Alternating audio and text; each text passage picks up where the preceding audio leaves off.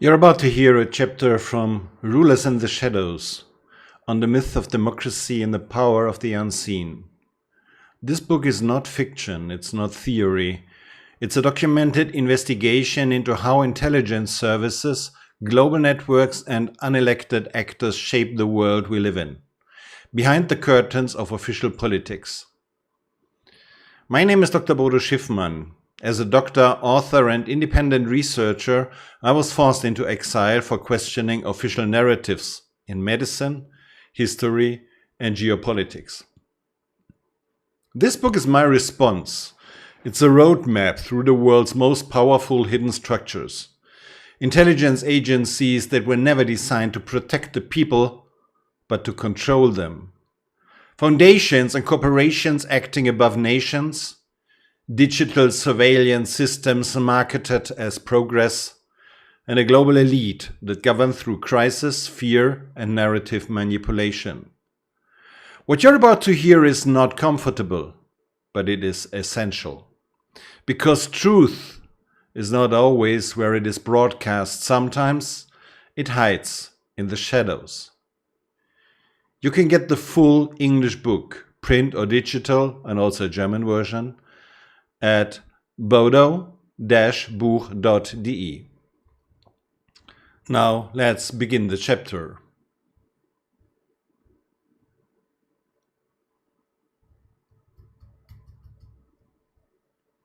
Rulers and the Shadows, on the myth of democracy and the power of the unseen. Secret services were not created to protect the people but to safeguard the powerful. Their number grow where a state pursues imperial interests, fears transparency, or can only maintain order through manipulation and control. The United States is the prime example. No other country operates so many, so specialized and so business-oriented intelligence agencies because no other country claims such global dominance.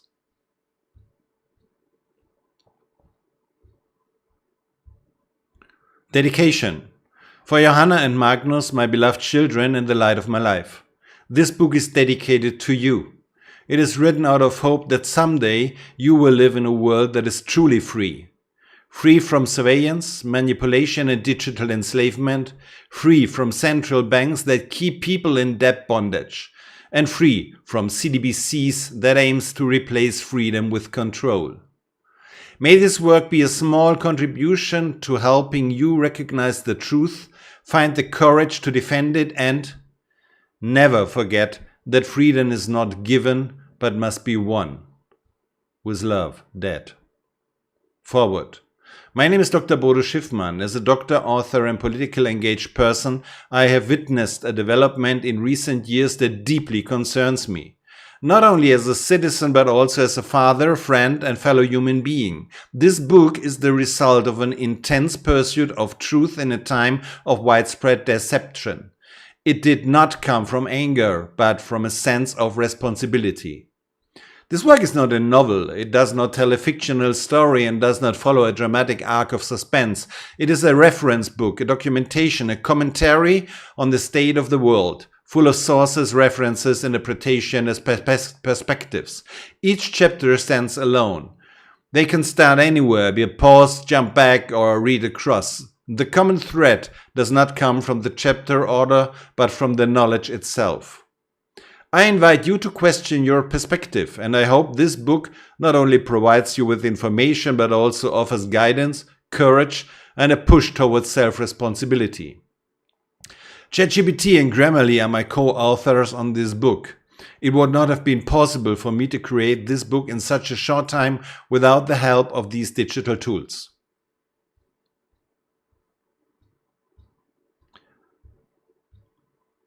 Prologue.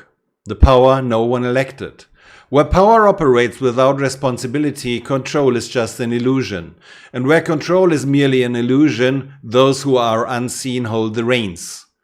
The world we live in is not the one we are shown. Behind every change of government, every war, and every media coincidence, there are patterns that escape a fleeting glance. These patterns include networks, money flows, circles of influence, and shadowy organizations, intelligence agencies. But Anyone who believes that secret agencies are tools of security, servants of the states, or even safeguards for the common goods has long fallen for the first deception. What if the truth is different?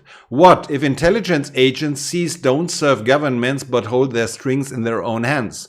What if they were created not to protect but to control? This book is not about James Bond. It is not about Hollywood's myth or conspiracy thrillers. It's about real centers of power that operate beyond democratic oversight and whose rise and activities are driven not by security but by money. The fundamental question is, why do secret services exist at all? And who do they really serve? By the way, this is a question John F. Kennedy also asked to the journalists. It was his last speech. Historically, the first espionage systems were almost always the means of the elite to protect themselves against their own people, be it in Rome with the French secret police under Richelieu or in absolutist Russia. But with the emergence of modernism, especially after the Second World War, a new motive was added: the global safeguarding of economic interests. It was no longer just the throne that was to be protected, but trade routes, oil wells, banks, raw material flows, technologies, and the ideological status quo of Western hegemony. It is striking that the founders and leaders of the modern Secret Service did not come from the police, not from the classic bureaucracy, not even necessarily from military. They came from the financial world, from the elite-run law firms of Wall Street, from transatlantic think tanks like the Council on Foreign Relations, from families like Rockefeller, Rothschild or Warburg, and from the shadowy world of industrial cartels. In the US, it was Alan Dulles, a partner of Sullivan and Cromwell, who, with his brother, shaped the CIA into the economic swords of the US hegemony. In Great Britain, MI6 was never a democratic institution, but an instrument of the crown and those of the colonial business model. In Germany, the BND was not set up by parliament but by the CIA, with Nazi personnel and to protect Western industrial interests. And in today's China, Russia, Israel and France, the same structures can be found. Secret services that do not work for citizens, but for the power elites of their time. But why do we need 18 official intelligence services in a single country like the US? Plus countless covered departments, contractors, subcontractors and private security services? Because power is decentralized where control is unwanted. Because fragmentation means confusion. And because different aspects of the world order, energy, currency, information, biotechnology, space travel, media, each needs their own surveillance, espionage and control apparatuses. Today, secret services are no longer services but independent centers of power. They govern by monopolizing information. They decide who is considered a terrorist, who is overthrown, who rises and who disappears. They are states within the state, or more precisely, extensions of a global high finance that has long since overcome the state. This book will show how the world's most important intelligence services really came into being, who financed it, what role banks, corporations, foundations and supranational organizations play in with, and why the idea of a sovereign state that protects a citizen is a mirage. We live in a world shaped by unelected, uncontrolled, non-accountable institutions, and whose most dangerous weapons are not tanks or missiles, but data, narratives, networks, psychology and fear.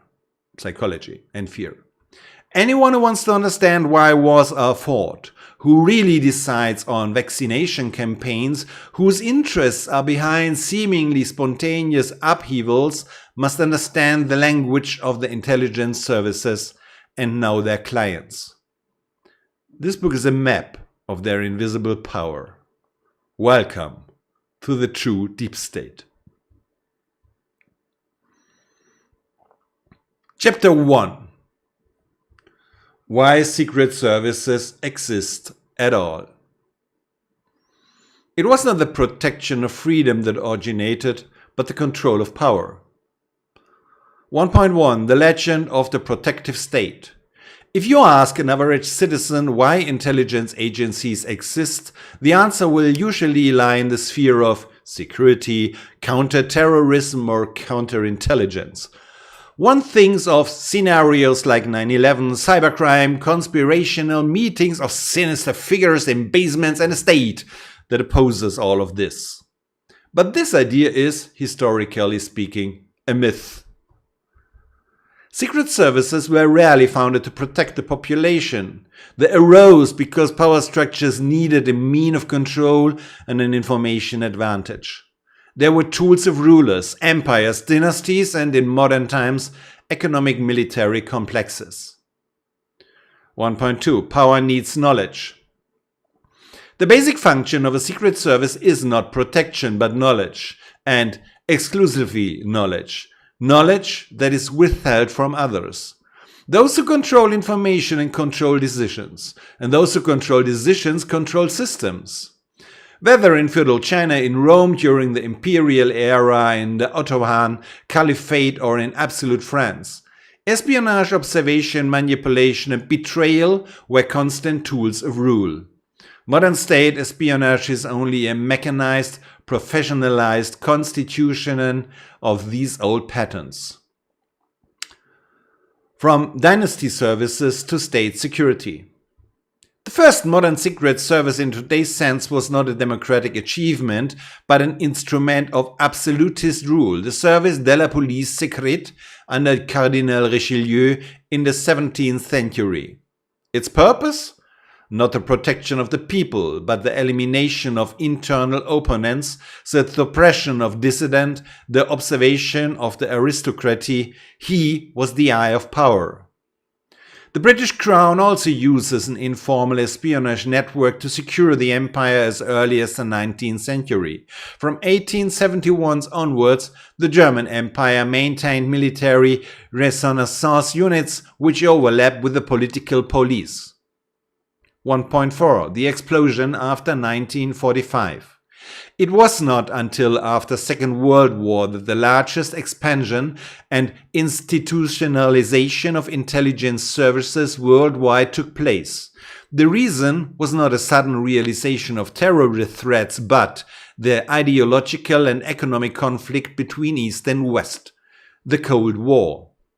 The USA founded the CIA in 1947. At the same time, NSA, DIA, NGO, and many other special services were created.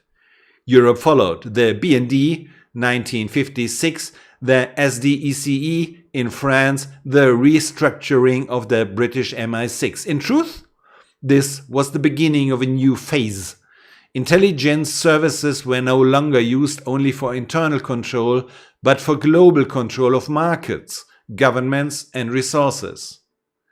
1.5. So why secret services? Because in a world where economic and political interests cannot be negotiated publicly, the need for covert operations is increasing. Because powers that pretend to be democratic need means to act undemocratically without being exposed. Because influence, manipulation, blackmail, destabilization, and division work more subtly, faster, and more efficiently run than open wars. Secret services are the infrastructure of unofficial power. They are the nervous system of what it is commonly referred to as the deep state. Not in the sense of a conspiracy, but in the sense of a real power apparatus behind the democratic scenes. 1.6. The question of legitimacy. In a state governed by the rule of law, all interventions in the life of citizen may be a subject to verifiable legitimation. But what is precisely? What does not apply to intelligence services? They operate in a lack of transparency, immunized against parliamentary control, often protected by exceptional rules, emergency laws, or national interests. Their budgets are secret, their operations unknown to the sovereign. What does this mean in practice? That a large part of the real politic control is not carried out by the elected government, but by unelected apparatuses. 1.7. The ideology of security. Since 2001, since the iconic image of the collapsing towers of Manhattan, security has become a totem. Fear become the legitimation for everything. Total Überwachung, so total control, prison, tempora, X-key score, preventive detention, foreign assignments, drone war, media control. But what if this fear itself is deliberately created? What if attacks, crises and coincidences are used to expand competences, increase budgets, monitor critics? What if intelligence services do not react to crises but create them? 1.8. The system behind the system.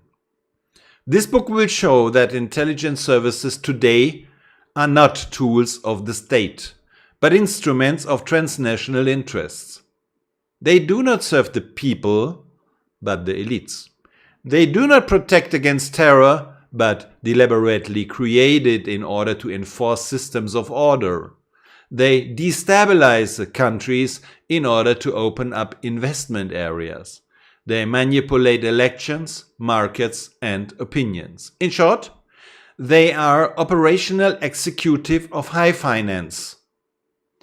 If you want to make this understandable, you have to start with the most important question: who really owns the secret services?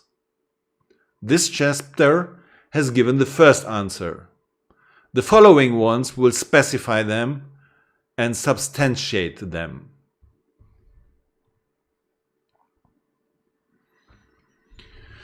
What you just heard is not a thriller.